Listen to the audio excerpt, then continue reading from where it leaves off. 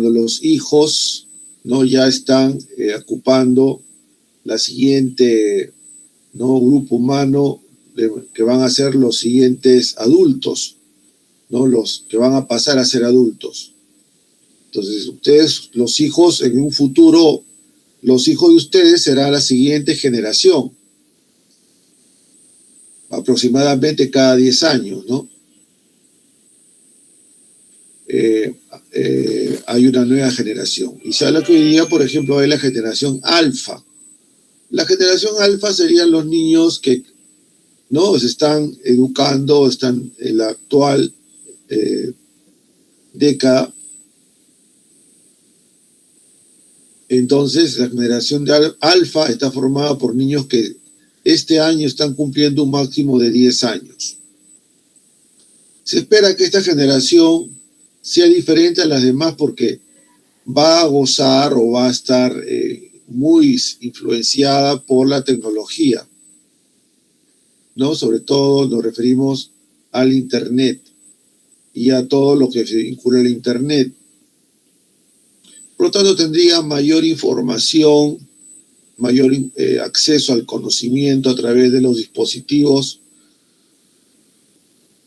Y se espera entonces que sea una generación, en ese sentido, si tiene más información, más acceso a los conocimientos, sería más amable, más amistosa, más inclusiva y más consciente, ¿no? Entonces, esperaríamos esta posibilidad. ¿Será así realmente? El solo hecho de acceder a tener un acceso más no concreto, más rápido al Internet, llevaría a que una generación sea así? Bueno, evidentemente, cada etapa del desarrollo humano va a desenvolverse en una época, en alguna no espacio concreto de tiempo, pero vamos nosotros ahora a estudiar las etapas del desarrollo porque pasan, ¿no?, los seres humanos en términos universales. Todos tenemos un crecimiento, una maduración, tenemos un desarrollo cognitivo y también un desarrollo psicosocial. Esperamos que estas condiciones de ingreso y de posibilidad de acceso al Internet facilite la presencia de una generación con características particulares, pero en términos generales, en términos de cultura, pero vamos a ver el desarrollo humano. Por ejemplo, ¿qué temas vamos a tocar? Vamos a definir el desarrollo humano y es importante acá señalar desde ahora los cambios cuantitativos. El desarrollo humano estudia los cambios en los seres humanos, cambios que pueden ser cuantitativos y cualitativos. Cambios a través del tiempo en una persona. Pueden ser cuantitativos y cualitativos. Esto es importantísimo porque está decantando los temas que van a desarrollarse en el examen. ¿Qué factores influyen en ese desarrollo humano? Vamos a ver, los factores que influyen en el desarrollo sería la psicología del desarrollo clásica, que todavía nos deja ese legado de estudiar qué factores pueden explicar o describir mejor el desarrollo humano. Hoy día sabemos que tenemos el ciclo vital, donde vamos a estudiar el ciclo vital humano en términos de dimensiones físicas, cognitivas y psicosociales. Entonces, el desarrollo humano, el ciclo vital humano, se desenvuelve en 3 dimensiones que nos permite hacer un seguimiento, una característica de cada etapa en términos de dimensiones del desarrollo físico o maduracional o también biológico, cognitivo, también llamado cognitivo o intelectual, y psicosocial o sociocultural. Y el cuarto tema será sobre el tema de las etapas del desarrollo humano. Evidentemente esta parte es muy importante porque en el examen también nos pueden preguntar sobre características de alguna de las etapas del desarrollo humano. Por ejemplo, etapa prenatal, en la infancia, en la niñez temprana o en la niñez intermedia. Veamos entonces estos temas. Comencemos por la definición del desarrollo humano.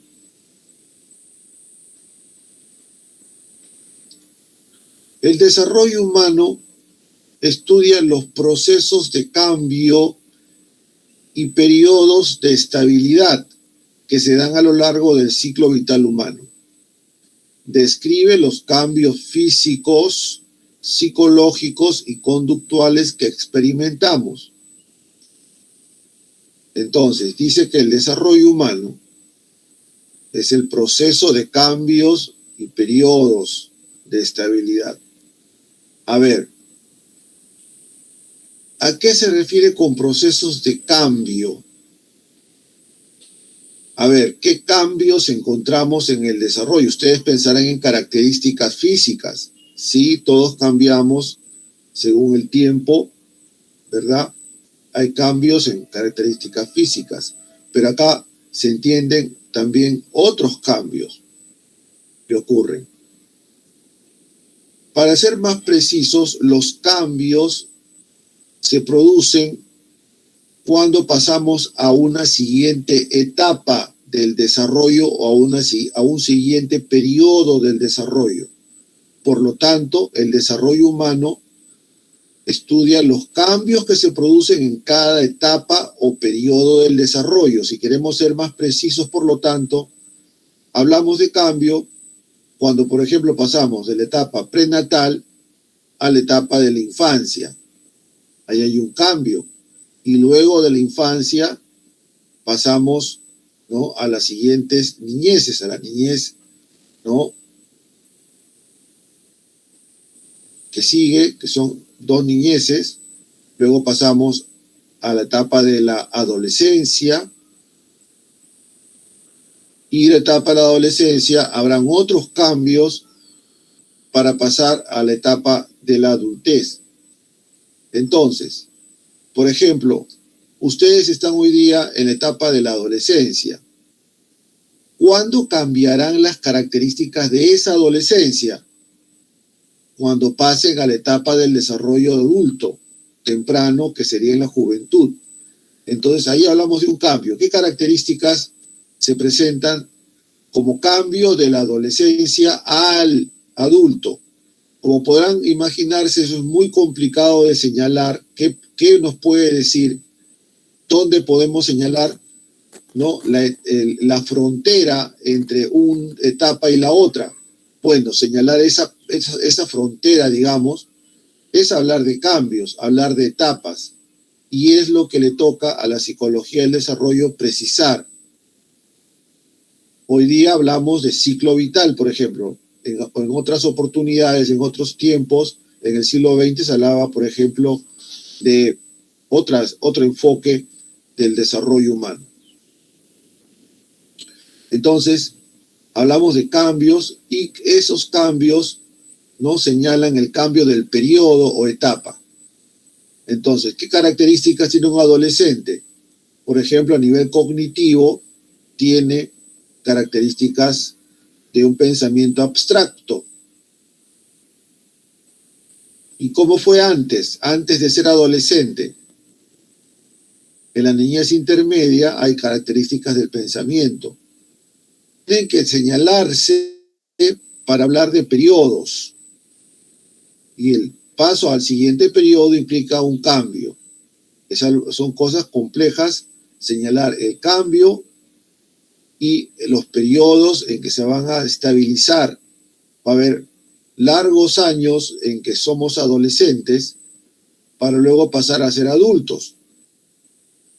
¿Hasta cuándo duran esos cambios? Ese periodo de estabilidad de la etapa del adolescente es también un tema de la psicología del desarrollo. Entonces, hay cambios y periodos de estabilidad a lo largo del ciclo vital, donde vamos a ver cambios físicos, psicológicos y conductuales. Los cambios podemos señalarlos y estudiarlos de dos formas. Habrán cambios cuantitativos y cambios cualitativos. Veamos primeramente los cambios cuantitativos. Los cambios cuantitativos son los relacionados a aquellos cambios que pueden ser medidos o cuantificados o que son cuantificables. ¿Cuánto viene de cuantitativo? Viene de cantidad. El ejemplo más concreto es la talla y el peso. Cada etapa habrán cambios, sobre todo en la niñez y en la adolescencia, cambios, ¿no?, de talla y también de peso en cada etapa del desarrollo, en cada periodo o etapa del desarrollo. Peso y talla. También otro ejemplo de cambio cuantitativo es la cantidad de palabras. En la niñez habrá un periodo donde el niño puede emitir mayor cantidad de palabras, pero eso no implica que tenga un conocimiento claro de cada una de ellas. En las siguientes etapas, por ejemplo, habrá una mejor comprensión de los significados de cada palabra. Pero hablar de significado de la palabra es diferente a hablar de la cantidad de palabras que pueden emitirse. Por lo tanto, la cantidad de palabras sí se pueden medir. Podemos hablar de una cantidad de decenas de palabras en una etapa del desarrollo. Y hablamos entonces de cambios cuantitativos. Hemos dicho que el ejemplo más concreto es el peso y la talla. Pero así como hay cambios cuantitativos o que pueden medirse, cuantitativos de cantidad, también habrán cambios cualitativos. Entonces, en cada etapa del desarrollo también podemos encontrar cambios cualitativos. Cualitativo viene de calidad. Por lo tanto, hay muchos aspectos del desarrollo humano que no pueden medirse con exactitud, no son cuantificables. Por ejemplo, el tipo de pensamiento, el tipo de razonamiento, no se puede medir, pero podemos establecer su naturaleza o su calidad. La personalidad también, o el carácter, son aspectos del desarrollo humano que no pueden medirse con exactitud. Se pueden hacer intentos, se pueden establecer parámetros, pero muy generales que no permiten establecer una cantidad precisa, como por ejemplo en la talla y el peso. Por lo tanto, son aspectos cualitativos del desarrollo. Y hablamos en cambios de estructura, como por ejemplo en el desarrollo cerebral o en el desarrollo cognoscitivo, en la organización, en la naturaleza misma de los procesos psicológicos, que plantean que hay una diferencia de calidad o de cualidad. La inteligencia en términos de procesos cognitivos o los procesos cognoscitivos son cualitativos fundamentalmente. Hay que señalar acá que hay algunas excepciones que se mencionarán en cada tema de investigación o de estudio cuando se repasen los temas. El coeficiente intelectual es una excepción, es un intento de medir la inteligencia. Por lo tanto, coeficiente intelectual es diferente a hablar de inteligencia en términos de contenidos, de capacidad o de habilidad intelectual. El coeficiente de inteligencia, el CI, será un intento de cuantificar o de dar una cantidad al desarrollo intelectual. Es una excepción. Si hablamos de CI, sí será algo cuantitativo o un intento de medida, muy aproximada, pero no exacta. puesto que la inteligencia será en realidad bastante cualitativo en términos de procesamiento intelectual. Eso tiene que señalarse también, las excepciones. La inteligencia y los procesos cognitivos como tal son cualitativos. La excepción es el CI, coeficiente intelectual, que algunos instrumentos psicológicos. El cambio en el pensamiento, como en el niño, en el pensamiento concreto que pasará después al pensamiento hipotético deductivo del adolescente, o por ejemplo el juego no reglado, el juego donde el niño hace representaciones generales, imitaciones y representaciones, para pasar después al juego reglado, con normas, como por ejemplo en el fútbol, lo que es un foul, lo que es una infracción, u otras normas que regulan el juego de grupo. Para entender esos juegos reglados, necesitamos capacidades cognitivas y poder ejecutarlos. Si no tenemos la capacidad cognitiva, que es cualitativa, no podremos entender las reglas de determinados deportes que norman la ejecución de los deportes principalmente de grupo.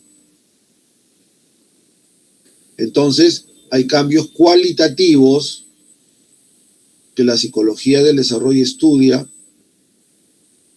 Evidentemente, se pueden estudiar por su calidad, por su naturaleza, por su estructura o sus características de organización psicológica, pero no pueden medirse en forma cuantitativa. Por eso se llaman cualitativos. Entonces, la psicología del desarrollo estudia los cambios cuantitativos, pero también los cualitativos. ¿Qué factores influyen en el desarrollo? Factor nos quiere hablar de qué cosa explica. Un factor es lo más importante que hay en el todo. ¿Qué parte es lo que explica o determina el todo? Es un factor. ¿Qué factores influyen en el desarrollo? Bueno, vamos a ver que habría factores biológicos, factores socioculturales y biográficos. Entonces tenemos 3 factores: factor biológico, factor sociocultural y el factor biográfico. 3 factores del desarrollo. Los factores del desarrollo es el enfoque clásico de la psicología del desarrollo, que hasta el siglo XX, hasta finales del siglo XX, imperaba en la psicología del desarrollo. Hoy día tenemos el ciclo vital, pero todavía se mantiene este enfoque en términos generales. Se puede hablar de factores que influyen en el desarrollo. Por ejemplo, en los factores biológicos, en el factor biológico tenemos la herencia, lo congénito y la maduración. La herencia son los genes.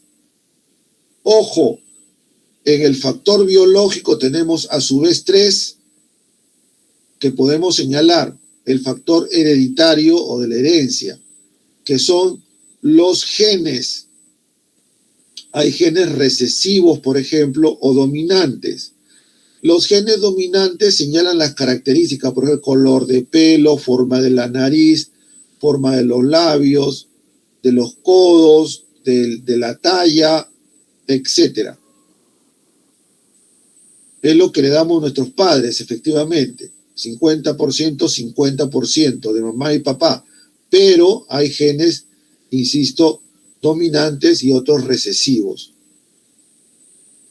Los dominantes se van a expresar, los recesivos están ahí presentes, aunque no podemos notarlos claramente. Otro aspecto biológico del factor del desarrollo es el congénito. El factor congénito es lo que se da desde la concepción hasta el momento mismo en que el niño nace, o sea, hasta el parto. desde la concepción hasta el parto, los meses que tiene el niño a nivel intrauterino, le vamos a llamar, ¿no? O lo que está relacionado con el aspecto congénito. Cualquier cambio que ocurra en este periodo intrauterino será cambio congénito. Principalmente se hablan de cambios no muy favorables para el nuevo ser, pero también pueden ser cambios positivos. Por ejemplo, una madre con una buena nutrición y que estimula al feto, por ejemplo, llevando un programa de estimulación para el niño que va a nacer, a los 8 o 9 meses lo estimula, por ejemplo, con música, con otros aspectos, serán también, si eso influye en el niño, serán cambios congénitos. Así, por ejemplo, en el examen me preguntan, una señora de 7 meses de embarazo ingresa a un programa de estimulación prenatal donde ponen música a través de dispositivos especiales cercanos al vientre materno, estimulando al niño con música especialmente para estos. Hablamos de un cambio hereditario, congénito o maduracional. Posiblemente generará un cambio congénito porque se da en esta etapa del desarrollo. Los cambios o las malformaciones también se llaman cambios teratogénicos. Terato es algo negativo, algo que puede, ¿no?, generar un cambio muy desfavorable. Los cambios teratogénicos se producirán en la etapa congénita. Pero también un factor biológico incluye el aspecto maduracional. La maduración o crecimiento biológico tiene que ver con momentos en que el propio desarrollo biológico dispara cambios generales. Hay un tiempo en que el cambio físico, el desarrollo físico o maduracional, va a disparar, va a generar todo un conjunto de cambios en la persona. Por ejemplo, en la niñez, el desarrollo cefalocaudal, que se da desde el feto, donde es el cerebro el centro del desarrollo, y de ahí hacia afuera, el centro es el cerebro, lo periférico viene después. Pero también encontramos cambios próximo-distales. Igualmente del centro, por ejemplo, del torso hacia las extremidades, serán cambios próximo-distales. En la etapa de la niñez, de la infancia, ya tenemos este tipo de desarrollos próximo-distales. Un ejemplo de madurez es, por ejemplo, también la pubertad. Todo ser humano pasa por el periodo de la pubertad. La pubertad es un cambio maduracional, es un cambio universal. Cada ser humano pasa por la pubertad. Cuando el sistema endocrinológico hay un cambio que lleva a una serie de cambios y dispara una serie de cambios a nivel, y ese cambio, la pubertad termina también en otro periodo igualmente maduracional, que sería en la adultez intermedia, por ejemplo, en el caso de las mujeres, con la menopausia, donde se detiene, por ejemplo, ¿no?, ya no hay más ciclos menstruales. También es un cambio maduracional o biológico.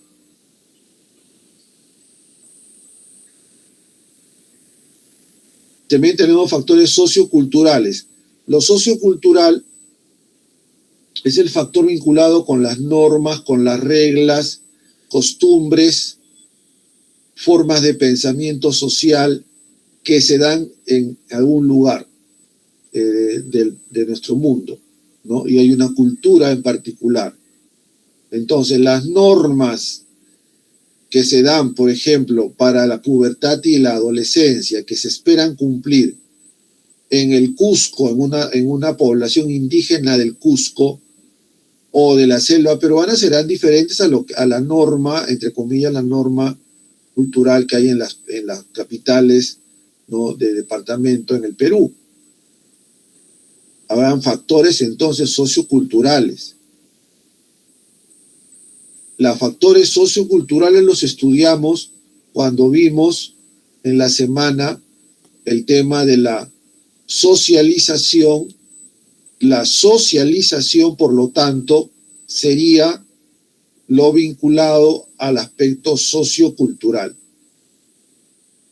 Evidentemente, nacer en la China, ¿no?, o nacer en el África implicará tener aspectos culturales diferentes a los que tenemos en nuestra realidad peruana. Y el aspecto biográfico, ¿qué cosa es? El aspecto biográfico es todos los eventos relacionados al individuo concreto, es decir, es nuestra propia biografía, lo que pasa con nosotros en nuestra historia personal, no en la historia de los demás y de nuestra propia familia, sino la que ocurre única y exclusivamente en la persona concreta. Por ejemplo, ¿a qué universidad ingresas? ¿A qué edad te casas? ¿En qué empresas vas a trabajar después? ¿Cuántos hijos vas a tener? El lugar que ocupas como hermano, el primero, el mayor, el segundo, el tercero, ¿no? El estudiar en el extranjero y luego regresar al Perú sería, por ejemplo, un ejemplo de cambio biográfico.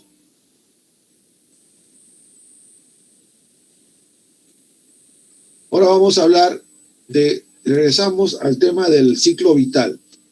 En el ciclo vital se estudian dimensiones del desarrollo. Hay tres grandes dimensiones. Dimensiones del desarrollo físicas, cognitivas y psicosociales. En las dimensiones del desarrollo, en la dimensión del desarrollo físico o biológico o maduracional, estudiamos principalmente los cambios, ¿no?, de ese tipo, biológicos. Por ejemplo, la motricidad gruesa y fina. Para el examen de San Marcos, en la dimensión del desarrollo cognitiva, el referente, tal como está en la bibliografía actual, es la teoría del desarrollo cognitivo o del desarrollo intelectual de Jean Piaget. Por lo tanto, acá estudiamos las etapas del desarrollo cognitivo de Piaget, la etapa sensorio-motora o sensorio-motriz, la etapa preoperacional, la etapa operacional y de las operaciones formales. Estas etapas tienen entonces que ser estudiadas con precisión. Y en la dimensión del desarrollo psicosocial, para el examen San Marcos, se toma como referencia la teoría de Erik Erikson, que nos plantea las etapas del desarrollo psicosocial, de la confianza versus desconfianza, autonomía versus vergüenza y duda, iniciativa versus culpa, laboriosidad versus inferioridad, así hasta la última. Entonces, aquí es importante tomar nota de cada etapa, a su vez, de cada periodo del desarrollo del ciclo vital. Sugiero entonces que se hagan esquemas de resumen cuando se hable de cada etapa de desarrollo psicosocial vinculada a su periodo del desarrollo particular. Son varias, desde confianza versus desconfianza cuando tenemos al niño, al bebé, hasta la integridad versus desesperación en el anciano. Vamos entonces a ver las dimensiones del desarrollo. Y luego vamos a estudiar también las dimensiones del desarrollo en cada una de las etapas del desarrollo humano. ¿Y estas etapas de dónde vienen? Estas etapas son propuestas por el ciclo vital humano. Es a finales del siglo XX que aparece este enfoque o teoría del desarrollo humano, y es la que actualmente es la vigente, y todos los demás descubrimientos del desarrollo humano van a ingresar en este esquema del desarrollo humano. Este nuevo enfoque del ciclo vital incluye los cambios que se producen desde la concepción hasta el último día de nuestra vida.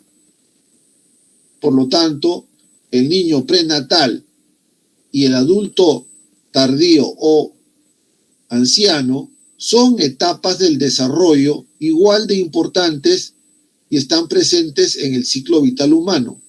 Por lo tanto, cada una de las etapas del desarrollo son importantes y forman parte del desarrollo humano. No hay una que sea más importante que otra.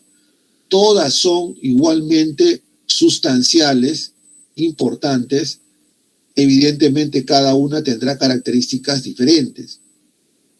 Pero el niño prenatal tiene la condición de humano y tiene todos los derechos y condiciones que debe tener el humano en cualquiera de sus etapas. Lo mismo en el desarrollo del anciano. También es una etapa más de la vida. No es que ya hace que prepararlo para que vaya, como decían en la antigüedad, con un pie, como decía mi abuelo, ya está con un pie mi abuelito decía, estoy con un pie en el cementerio, porque estaba viejito. No, ya no. Eso es la concepción antigua. Ahora la etapa de la ancianidad es una etapa más del desarrollo. Entonces tenemos etapa prenatal, en el ciclo vital, etapa prenatal, infancia, niñez temprana, niñez intermedia, adolescencia, adultez temprana, adultez intermedia y adultez tardía.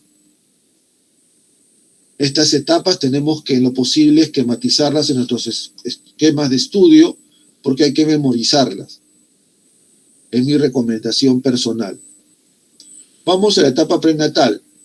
La etapa prenatal está, desde la concepción, es decir, el momento en que se unen los gametos o las células sexuales y se da la gran explosión y origina la presencia de un nuevo ser.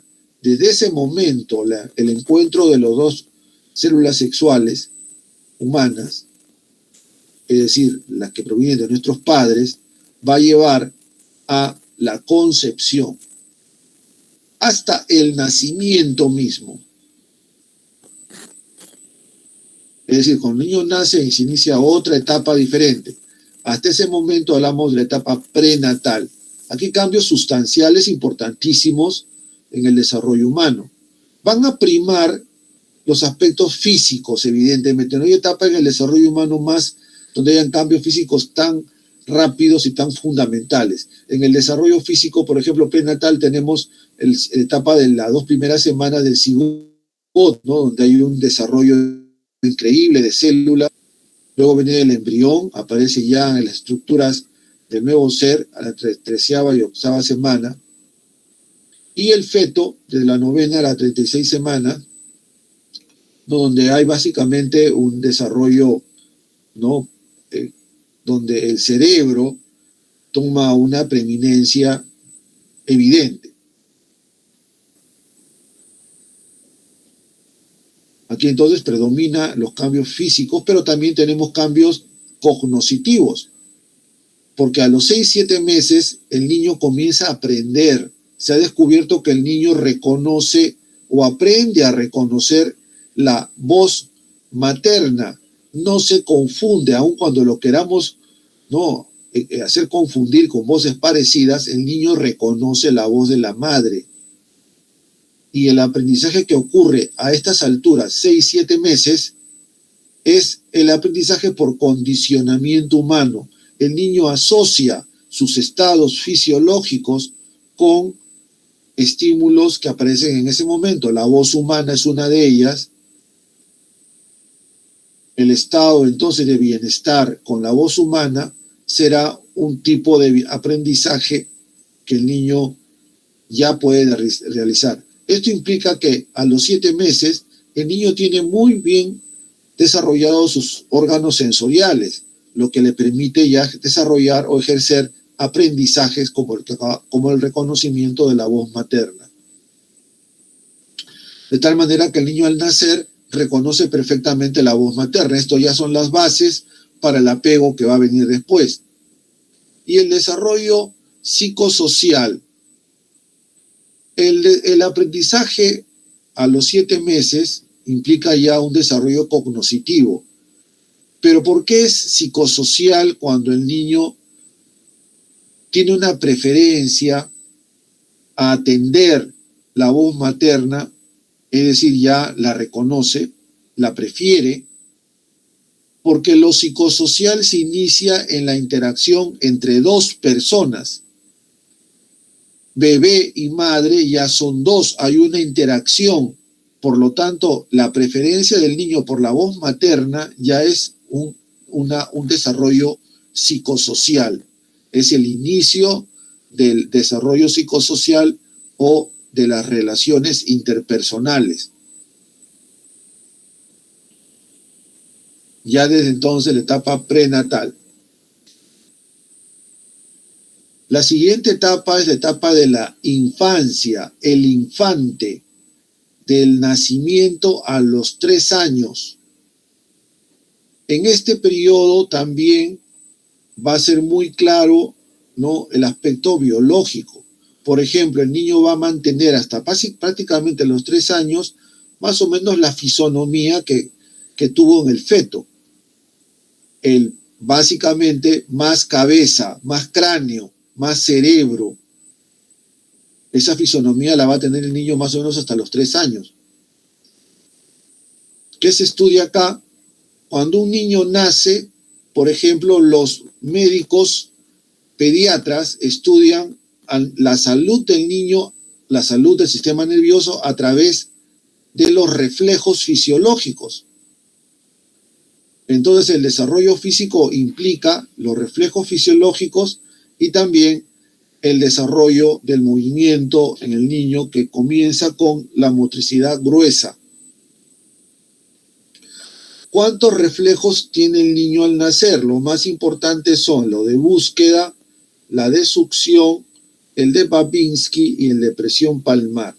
Entonces, cuando el pediatra va a ver a los bebés recién nacidos, los pone en una filita y comienza, o las enfermeras le pasan un algodoncito húmedo o la yema del dedo en las mejillas, y el niño de inmediato gira su rostro y quiere succionar, lo sigue con los labios de inmediato. Este reflejo, por lo tanto, es sustancial para el niño, para la alimentación. Ergo, si el niño no tiene este reflejo, y es así con los niños que nacen antes de tiempo, no podría no alimentarse adecuadamente. Entonces, el reflejo, luego el de succión, es cuando el niño se chupa el dedo, también es importantísimo. Simplemente se acerca el algodoncito húmedo a los labios y el niño succiona. El de Babinski, cuando se le pasa el dedito por la planta del pie, el niño abre los deditos, un reflejo como que el niño reacciona y pone, ¿no?, el pececito relativamente tenso y abre los deditos. Y en presión palmar colocamos nuestro dedo en la palma de la mano del niño y él lo coge y se prende del dedo, no lo suelta, de tal modo que podemos levantarlo un poquito al niño del lugar en que está, porque la presión que ejerce es muy firme. Si el niño tiene estos reflejos fisiológicos, tendría una salud del sistema nervioso, por lo tanto, ¿no?, muy importante, y si no la tuviera, habría que tomar medidas, por ejemplo, los niños que nacen antes de los meses exigidos. Y otra característica hasta los 3 años es el desarrollo de la motricidad gruesa. Saltar, bueno, comenzamos por lo más básico, la marcha, el comenzar a marchar, ¿no?, pasando obstáculos, correr, saltar, pararse en un pie, saltar en una pierna, gatear, avanzar gateando, sortear objetos y obstáculos gateando, gatear y dar pasos, y correr, saltar, subir escaleras, pasar una serie de obstáculos a través de la motricidad gruesa. La motricidad gruesa será la base de la que viene. Ojo, la motricidad fina no aparecerá con precisión si no es sobre la base de la motricidad gruesa. Jalar, empujar, coger también son aspectos de la motricidad gruesa. Vamos ahora al desarrollo cognoscitivo. Aquí tenemos una primera parte de la etapa del desarrollo sensorio-motriz. La permanencia del objeto es cuando el niño comienza a reconocer que un objeto está presente a pesar que no lo ve. Por ejemplo, podemos hacerle ver una pelotita y luego la escondemos en un recipiente. El niño se va a acercar, va a sacar la tapa y va a buscar el objeto porque sabe que está allí a pesar que no lo ve. Antes de este periodo, que más o menos 6, 8 meses, deja de ver el objeto y es como si hubiera desaparecido por completo. Incluye su biberón. Si el niño ve su biberón a los 6 meses, lo ve pasar y luego ya no lo ve, ya no está en su campo visual. Si no está en su campo visual, ya deja de existir. En cambio, el niño que ya tiene 8 meses, ya vio el biberón y reclama su biberón sabiendo de que está todavía por allí a pesar que ya no lo ve. Permanencia del objeto. Y también ya, ¿no? A partir del año y medio, 2 años, va el niño a jugar. Comienza a hacer representaciones de una serie de aspectos que le rodean. Por ejemplo, juega al marinero, a las profesiones, al médico, a cocinar, etcétera. Tenemos el juego simbólico, que es parte del desarrollo sensorio-motriz hasta los 3 años. También tenemos el desarrollo psicosocial. Acá tenemos la confianza versus desconfianza, autonomía versus vergüenza y conciencia de sí mismo. Las etapas del desarrollo psicosocial de Erik Erikson nos dicen que se impone una fuerza positiva o negativa en el desarrollo. Generalmente se impone la fuerza positiva, es decir, que lleva a la aparición de nuevas etapas. La confianza versus desconfianza es cuando el niño tiene apego, reconoce e identifica a una persona que lo cuida, es decir, a la madre, que hay un vínculo emocional con esta. Pero podría no encontrarse. Un niño que no tiene apego es un niño que está siempre llorando, no, incluso cuando la madre lo carga sigue llorando, como el caso de las madres adolescentes que no están mucho tiempo con sus niños porque no lo aceptan, ¿no? En algunas madres adolescentes ocurre esto, los niños incluso enferman porque lloran todo el tiempo y porque tragan la leche llorando, y eso podría generar problemas digestivos que se complican. Entonces, la falta de apego sería también que no se cumple la confianza versus desconfianza. Generalmente los niños tienen apego frente a sus cuidadores, como el caso de la madre. Luego aparece la autonomía versus vergüenza. Si este niño que está buscando los libros, los folletos, viene alguien y le dice, no hagas eso, niño malo, finge que le da un castigo y lo lleva a un rincón, ¿qué ocurre después cuando el niño ve otra vez libros como estos? Probablemente ya no se va a acercar, o si se acerca lo va a hacer con vergüenza o dudando. Cuando va a coger, va a voltear para ver si lo están viendo, si lo pueden castigar o no. Aparece la duda. ¿Qué fuerza se impondrá en los niños? ¿La autonomía o la vergüenza y duda? Generalmente se impone la autonomía. El niño busca, ejercita, busca que descubrir, es autónomo. Y también ya hasta los 3 años hay una conciencia de si un niño se reconoce en el espejo, si aparece otro niño parecido, Incluso se da esto en los niños, en los mellizos, que comienzan a reconocerse por los gestos, por algún tipo de señal. Los niños tienen conciencia de que ellos dicen yo y se diferencian de los otros. Conciencia de el sí mismo. En la niñez temprana de 3 a 6 años tenemos cambios también físicos. También tenemos cambios cognitivos y psicosociales. De 3 a 6 años, hablamos entonces del niño que ya ingresa a la escuela, al niño en educación inicial y primaria, de 3 a 6 años. En el desarrollo físico hablamos de la lateralidad y la motricidad fina. La lateralidad es la mano dominante, o somos diestros o zurdos. El término técnico es la mano dominante, derecha o izquierda. La mayoría de la población humana es diestra. Pero incluso aquí hay características individuales, porque hay personas que son diestras de brazos y manos, pero no de piernas. O son ambidiestras.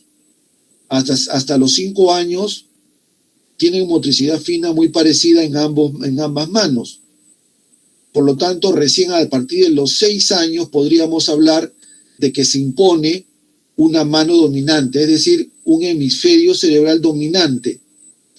El ritmo y las características de esta lateralidad es diferente en cada persona, pero finalmente una se impone. Generalmente se impone la homogénea, diestra o zurda, la cruzada, brazos y piernas diferentes. Hay deportistas que patean con igual destreza con las dos piernas, pero son con la mano dominante derecha, y la ambidiestra es que tienen dominio de los dos lados. Por ejemplo, personas que escriben con la mano izquierda y también con la mano derecha. Motricidad fina es la que se sustenta en la motricidad gruesa. Por ejemplo, cuando cogemos nuestro celular y pasamos en la pantalla con el dedo, ahí está lo digital. Lo digital es motricidad fina, pero el niño no podrá mover digitalmente su celular o una tablet si no tuvo antes motricidad gruesa. Entonces, escribir, cambiar la pantalla del celular, pasar una pita por un objeto, sería motricidad fina. Pintar y escribir, por ejemplo. A partir de entre los 3 a los 6 años se desarrolla y se perfecciona la motricidad fina. Y a nivel cognitivo, de 3 a 6 años tenemos 3 grandes cambios cognitivos: el egocentrismo, el animismo y el sincretrismo, que se dan en la etapa preoperacional según Jean Piaget. El egocentrismo, como dice su nombre, el ego, el yo es el centro del mundo. Es como si el niño creyera que el mundo, él es el centro de la realidad. Todo gira sobre él mismo. Entonces los niños de 3 a 6 años, si bien juegan juntos, ellos se comportan como si fueran el centro de todo. Definen y todo es alrededor de ellos. Incluso en el lenguaje se da el lenguaje egocéntrico. El niño tiene monólogos, habla solo. Entonces es incapaz de no puede comprender las reglas de un juego de grupo, como por ejemplo no sabrá lo que es no cometer una infracción en un partido de fulbito, porque no tiene la capacidad de descentrarse de sí mismo y saber que otros como él pueden cometer una infracción o mantener las normas de un juego por su egocentrismo. El animismo es darle vida a los objetos. Entonces, a nivel cognitivo, el pensamiento y el lenguaje del niño es egocéntrico. Es animista porque le da vida a las cosas. Por ejemplo, si su mamá lo regaña porque no come, la niñita hará lo mismo con el juguete.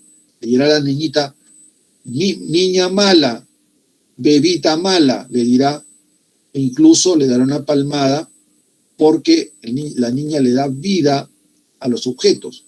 Le decían a Jean Piaget que él había descubierto lo mismo que se veía en las tribus antiguas, ¿no? Los antropólogos le decían, usted ha encontrado el animismo que también las tribus tenían y que ahora lo tiene el bebé, ¿no? O el niño pequeño.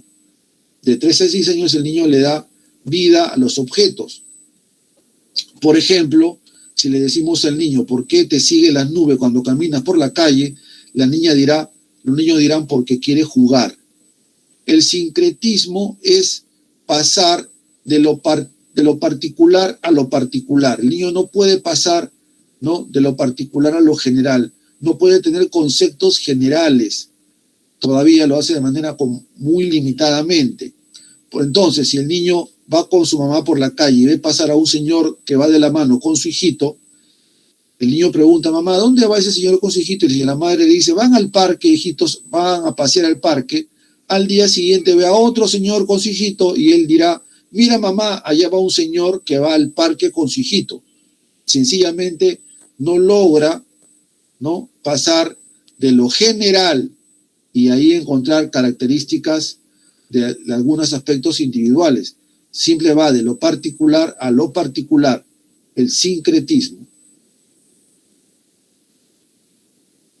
A nivel psicosocial, el niño tiene 2 aspectos generales, que es la iniciativa versus culpa, que es la etapa de Erik Erikson. Iniciativa versus culpa. El niño entonces no solamente quiere conocer, sino tiene iniciativa para hacer cosas, y eso tiene que estimularse, evidentemente. Pero a veces, al querer hacer algo, al emprender algo, puede cometer un error, un desliz, y puede haber un accidente. Si al niño se le culpa, por ejemplo, de que se rompió el florero, se estaría coactando su iniciativa y va a sentirse culposo, avergonzado. Esto sería incorrecto. Más bien hay que estimular su iniciativa. Hay una combinación de juego con búsqueda de experiencias. Eso es iniciativa. El niño quiere hacer cosas y hay que estimularlo. Y también ocurre la identidad de género. Aquí el niño rápidamente, ya de temprano, se reconoce como niña o niño. Por ejemplo, le puede decir la niña al otro, si que coge su muñeca, le diría, no cojas juguetes de niña. Hay claramente una conciencia de género. La niñez intermedia de 6 a 11 años, el desarrollo físico se lentifica, hay mejor salud, y a nivel cognitivo sí hay cambios muy importantes. A nivel de desarrollo cognitivo, el niño aparece la conservación de la materia, sabe de que la forma puede cambiar, pero la cantidad sigue siendo la misma. La clasificación organiza en un grupo por tamaño, forma o color, y la reversibilidad es de que las cosas mantienen un orden a pesar que va hacia un sentido o en el otro. Por ejemplo, ¿no?, si el niño le dicen 2 más 3 es 5, si tiene reversibilidad dirá 3 más 2 también es 5. El orden entonces ahora es claramente consciente sobre los resultados. Conservación de la materia, clasificación y reversibilidad son entonces características del niño, de la niñez intermedia. Y a nivel psicosocial tenemos la laboriosidad versus la inferioridad y el juego reglado. La laboriosidad versus inferioridad quiere decir que el niño es laborioso, quiere llegar a la meta, no solamente quiere tener iniciativa, quiere llegar a un objetivo, y al llegar al objetivo, la meta, cumplir la tarea, para él es importantísimo. Y así, por ejemplo, el niño emprende cosas hasta el final y se siente feliz de lograrlo. También ya tiene capacidad de 6 a 11 años de entender cada vez mejor las reglas de un juego, por ejemplo, y está sometido su comportamiento a esas reglas. Por ejemplo, el turno en el juego, o el saber cuánto puede o no debe hacer algo vinculado a la actividad del juego mismo. Esto de 6 a 11 años en el desarrollo psicosocial. Entiende las normas del juego grupal, o en el caso del ajedrez también, aquí cuándo es su turno y cómo debe jugar. Ahí tenemos entonces, jóvenes, la primera parte del desarrollo humano hasta acá. Entonces, muchas gracias. Espero que se haya comprendido. Muchas gracias a todos. Ya me están acá pidiendo nuestra clase. Gracias, jóvenes. A ustedes también por su atención. Nos vemos.